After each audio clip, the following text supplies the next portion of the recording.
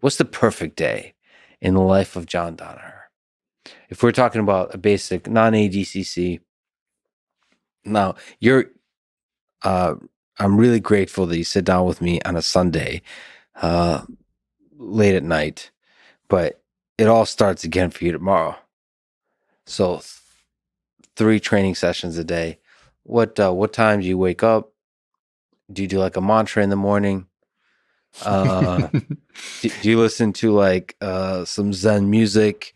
What do you eat in the morning? What's the perfect day look like? When you sacrifice a small animal, yeah, to the gods. I usually,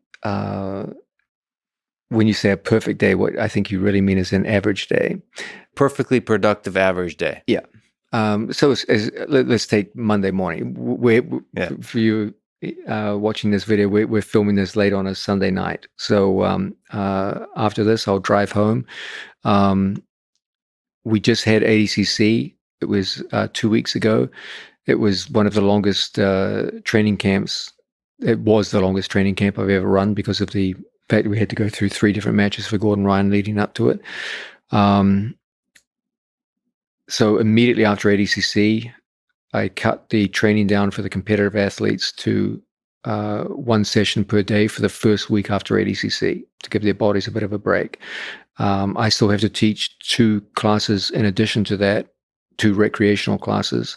So my teaching schedule went down to 3 classes per day. After 1 week of relative break, we go back to 2 competition classes per day, plus 2 recreational classes, plus an MMA class for Gary Tonin and his friends. The first class requires me to get up around 6 a.m. to drive. I'm still a student driver, so I'm not very good at driving, so I have to spend a little extra time to get to the destination on time. Just for the record, John pulled in a red Lamborghini with a no. You're the worst liar I ever met. My day typically starts pretty early. I don't eat in the morning. I just get up and go to work, and I teach through the day.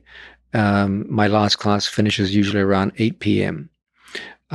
During that time, I coach jiu-jitsu.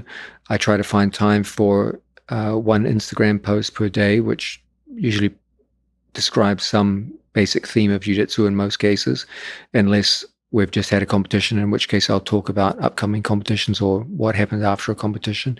But most of them just express a simple jiu-jitsu theme.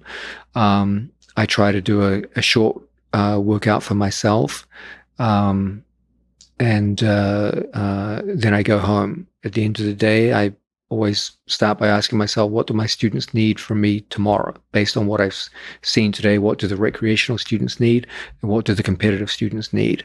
This is always done in the light of what are the upcoming competitions. But throughout the day, you're doing a lot of really in-depth classes. So how do you either prepare for them or think through them as they're happening? Think through the material that you're teaching. I can look at a class. I've been doing this a long time, so I can just look at a class and be like, okay, these guys need this, this, and this. And then I make reflections at the end of the day. Then I'll take care of things that we all do, talk to family, occasionally go out on for dinner with friends, dates, things like that.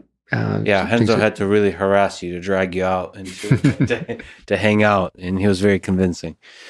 And food-wise, I eat once a day. Eat once a day. Yeah, at the end of the day, I usually stop off at a place like a supermarket like Whole Foods or some equivalent to that and buy something simple and eat.